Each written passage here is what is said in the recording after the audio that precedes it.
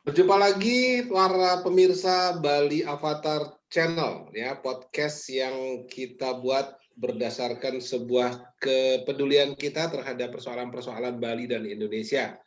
Jadi kita seperti disampaikan beberapa kali melalui streaming dan dalam episode-episode sebelumnya, podcast ini diadakan dan diselenggarakan karena kita memiliki kepedulian dan ingin juga ikut berkontribusi, ya, setidak-tidaknya dari segi gagasan, pemikiran, dan juga mengajak semua pemirsa, semua sahabat-sahabat Bali Avatar Channel untuk juga ikut bersama-sama memikirkan dan memberikan sumbang saran, ya, mendiskusikan hal ini.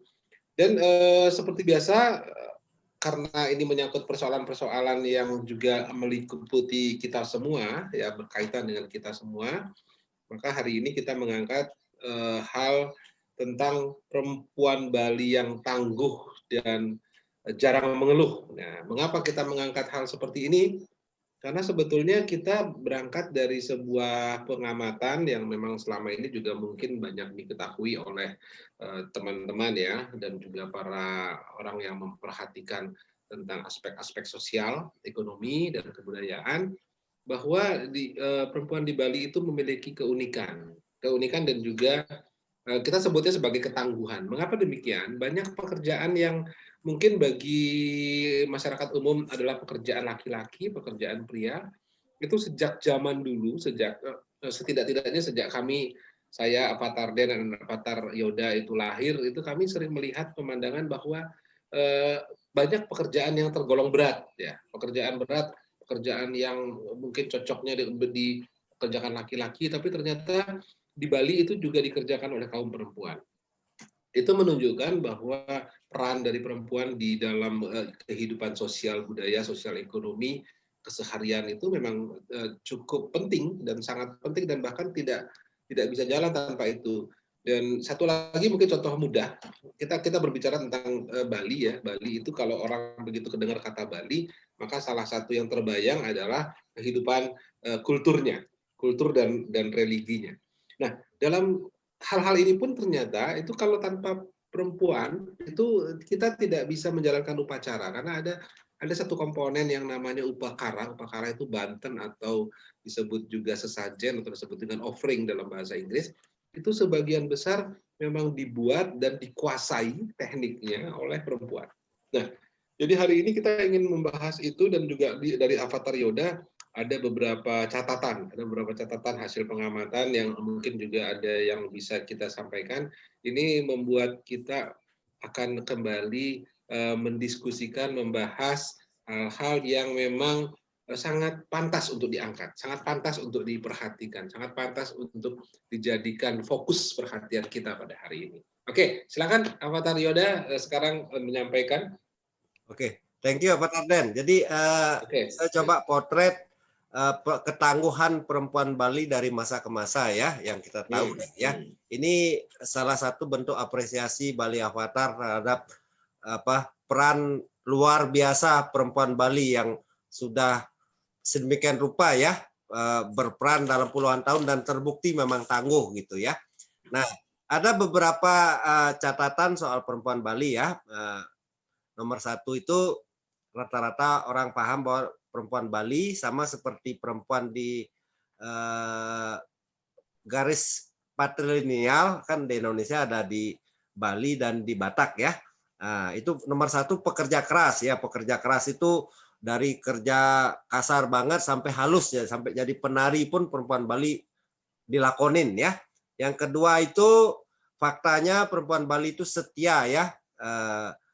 Karena di sistem patrilineal kalau sudah menikah, apalagi di Bali, ya, beragama Hindu, itu nggak bisa balik lagi karena sudah pamit dari tempat leluhur asal, nggak bisa balik lagi kalau misalnya bercerai. Walaupun faktanya sekarang ada juga 1-2 yang bercerai, ya, di Bali itu. Nah, seperti itu. Nah, kita lihat juga bundanya Bung Karno kan wanita Bali, ya, wanita dari Singaraja dan terbukti setia. Dan mungkin boleh tanya juga kepada beberapa kawan-kawan dari suku lain di Indonesia yang menikah dengan orang Bali, boleh tanya kesetiaannya, ya. Yang berikutnya zaman dulu waktu tahun 50-an ke bawah, mungkin tahun 60 ke bawah juga, rata-rata kalau di foto kita lihat di foto-foto sejarah bertelanjang dada itu ciri khas wanita Bali ya, pakai kain bertelanjang dada. Walaupun sekarang sudah mulai agak agak jarang, tapi kalau kita pergi ke tempat Nggak pemandian ada. umum, fasilitas masih seperti biasa gitu ya. Nenek-nenek juga seperti biasa kalau pergi ke agak pinggiran sedikit di Bali misalnya ya. Terus yang berikutnya juga faktanya karena di Bali itu setiap hari ada upacara, ada sesajen yang harus disampaikan. Wanita Bali itu menjejahitan. Jadi menjejahitan tuh selain bertanggung jawab ke rumah tangga, pekerjaan sehari-hari, memasak, mencuci, juga menjejahitan. Jadi membuat acara itu done gitu ya. Tanpa peran wanita ini hampir nyaris rumah tangga itu nggak ada progresnya gitu kira-kira ya. Terus fakta lain adalah wanita Bali itu punya seni tinggi ya. Penari Bali nggak usah lagi saya ceritakan, sudah banyak yang terkenal ya. Yang berikutnya mungkin religius dan sederhana. Nah itu beberapa fakta. Nah cuman yang saya mau mungkin sedikit hari ini bahas adalah menarik abstrak yang disampaikan Nimade Wianti ya dari Fakultas Sastra Universitas Udayana. Saya baca sedikit ya. Dia menyoroti antropolog Clifford Geertz yang mengadakan riset di Bali bahwa laki-laki Bali itu pada zaman itu, pada saat riset diadakan itu lebih senang sabung ayam ya, tapi perempuan Bali yang bekerja keras dari A sampai Z. Nah ini juga risetnya yang dari Fakultas Sastra Unur tadi melihat di pasar Baturiti daerah Tabanan ya, perempuan aktif di pasar demi dapat uang 40.000 sampai 50.000 itu cakra menggilingan istilah penulis itu bahwa perempuan Bali itu bekerja mulai dari jam 5 sore sampai jam 9 pagi besoknya, lebih dari 12 jam loh, dan tangguh, luar biasa tangguh ya.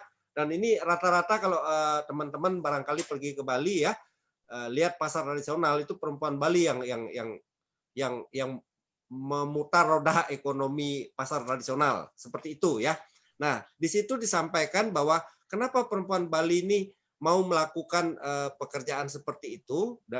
Dari hasil tulisan Mak Made tadi disampaikan bahwa ternyata pedagang di pasar itu punya status sosial yang lebih baik dibandingkan menjadi buruh tani ataupun hanya sekedar ibu rumah tangga ya. Lebih gaul kata hasil risetnya itu ya. Barangkali kalau yang berminat nanti bisa lihat di Google juga ada itu ya. Ya daripada hanya sekedar angkat bata, daripada hanya ibu rumah tangga. Jadi ternyata berbisnis ya mindsetnya sudah ada sejak zaman dulu dan sudah diatur juga di awik-awik maupun perereman itu bahwa perempuan Bali yang berbisnis ke pasar itu lebih dihargai, status sosialnya lebih tinggi. Nah, kira-kira dari saya begitu Avatar Den. Mungkin Avatar Den ada lihat sisi yang lain barangkali. Oke, baik, menarik sekali. Jadi dari apa yang dijelaskan oleh Avatar Rai tadi, Avatar Yoda tadi, kelihatan bahwa ada beberapa segi, ada beberapa hal yang memang merupakan kekhasan dan juga karakteristik khas dari perempuan Bali. Dan ini tentunya bisa kita proyeksikan dalam arti perempuan secara umum ya, karena sesungguhnya kalau kita pernah juga membaca sebuah buku yang cukup menarik, dikatakan bahwa kita ini dari Mars, cowok ini dari Mars, dan kemudian perempuan dari Venus. Nah, masing-masing memiliki karakter yang khas karena dari planet yang berbeda. Nah, sekarang yang perlu kita angkat sebagai sebuah hal menarik untuk didiskusikan dan juga ini juga nanti kekhasan ini mungkin bisa jadi itu bisa menjadi dasar bagi sebuah blueprint, bagi sebuah grand design untuk alkemi Bali nantinya. Ya, karena karakter-karakter yang khas ini juga menjadi sebuah katakanlah dia bukan hanya financial capital tapi dia juga social capital ya. Modal sosial ini antara lain wujudnya kan berupa seperti itu, karakteristik khas, kemudian sistem nilai yang dianut dan sebagainya. Dan ini menjadi saya melihat apa yang dilakukan di Bali sekarang, apa yang tadi kita diskusikan, apa yang disampaikan para ahli mulai dari Clifford Geertz sampai dengan hasil riset dari mahasiswi Udayana tadi itu menunjukkan bahwa itu semua bersumber dari sistem nilai yang dianut, value system. Value system tadi kemudian akan diimplementasikan menjadi tata norma atau katakanlah tata aturan ya. Tata aturan itu yang sifatnya hukum adat. Nah, tadi penuangannya ada dalam praktek-praktek yang berlaku dan ada konsep unik di Bali itu kan desa mawacara. Desa mawacara artinya bahwa setiap tempat itu memiliki sebuah kearifan lokal, ya local wisdom. Dan local wisdom ini kadang-kadang antara satu dengan yang lain dia sifatnya variatif, various ya. Tetapi itu tidak menjadikan sebuah sumber dasar konflik. Karena desa mawacara, desa kalepatra, kalau di Bali itu konsepnya mungkin bagi teman-teman yang sekedar untuk nambah wawasan ya, nambah pemahaman saja. Desa mawacara itu artinya setiap tempat membawa sebuah katakan nilai tata cara tersendiri. Kemudian desa kalepatra itu bahwa waktu, tempat, dan keadaan juga menyebabkan sebuah kondisi akan menjadi variatif dan berbeda ya. Nah, ini menjadi sebuah hal yang cukup menarik ketika akan kita eksplor elaborasi lebih lanjut, dia menjadi sebuah kekuatan modal awal. Nah, nanti ketika kita dulu pernah bahas tentang bagaimana mendesain Bali ke depan 50 tahun ke depan, 100 tahun ke depan, kemandirian Bali, alkemi Bali dan sebagainya, ini harus perlu menjadi salah satu hal yang menjadi perhitungan ya, diperhitungkan dan dipertimbangkan dan dia dioptimalkan. Nah, jadi menurut saya seperti itu. Jadi ini kita tidak ingin berbicara hanya dalam konteks Bali, tetapi kebetulan karena kami orang Bali, kami ingin share pengetahuan pemahaman kami tentang Bali. Tetapi ini saya yakin perempuan Indonesia pada umumnya itu juga memiliki kekhasan yang harus lebih diberi ruang, lebih di ruang keleluasaan yang sangat cukup optimal sehingga kemampuan-kemampuan yang selama ini masih belum dimunculkan itu menjadi muncul maksimal. Karena karakteristik itu pasti dimiliki antara Bali dan Indonesia pada umumnya tentu saja memiliki kedekatan nilai, kedekatan sosiokultural sehingga ini bisa tetap dengan kekhasannya masing-masing. Jadi Bhinneka Tunggal Ika, Unity in Diversity ini menjadi sebuah hal yang sangat khas bagi Indonesia. Dan untuk kami bicara untuk Bali pada khususnya karena kami orang Bali, kami punya sedikitlah katakan perhatian dan kejengahan ini kami tuangkan dalam podcast ini yang mudah-mudahan bisa menyadarkan kita minimal orang Bali dan teman saudara-saudara kami semua sebangsa setanah air di pulau lain untuk mengembangkan potensi masing-masing. Karena Indonesia negara besar, Indonesia negara hebat, Indonesia negara yang sangat potensial untuk menjadi superpower ya. Tapi kita sendiri yang mungkin memang perlu juga punya concern yang maksimal. Dan salah satu cara kami yang bisa kami lakukan sementara ini adalah apa yang kami ketahui, apa yang kami concern, apa yang kami peduli, itu kami coba share kepada pemirsa semua. Saya dan Avatar Yoda memiliki idealisme yang kurang lebih sama, ya, kurang lebih sama bahwa kami mencoba berbuat apa yang kami bisa.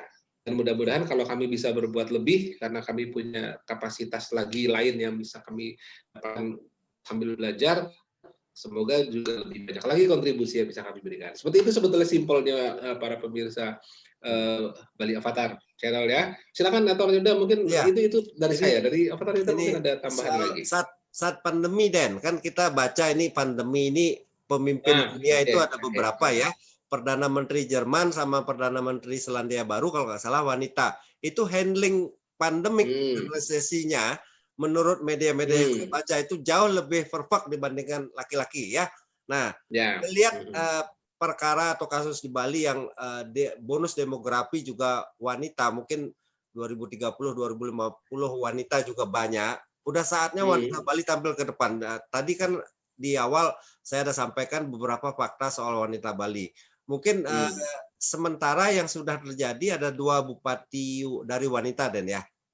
2 bupati. Ya. Nah, itu barangkali next kan Indonesia pernah ada presiden perempuan. Jadi gubernur Bali itu sekali-sekali mungkin kasih ke kaum perempuan ya yang luar biasa gitu. Barangkali Bali nanti bisa punya tabungan banyak ya, punya alkemi ya. ya mungkin ke depan lebih perfect, kesehatan lebih baik dan seterusnya dan seterusnya. Dan itu harapan kita dari dari Bali Avatar. Nah, kira-kira gimana Den? Dari saya cukup itu. Oke, baik. Jadi menarik sekali. Memang satu hal yang saya garis bawahi dari diskusi kita hari ini, dua avatar ini, teman sahabat yang memiliki sama kepedulian dan juga atensi yang sama adalah bahwa kita ingin agar potensi-potensi yang kita lihat sebetulnya sangat besar itu bisa menjadi lebih imaginable, bisa lebih menjadi sesuatu hal yang real. Dan tentunya diperlukan baik infrastruktur maupun suprastruktur, baik secara formal maupun informal, dan terutama mindset kita ya.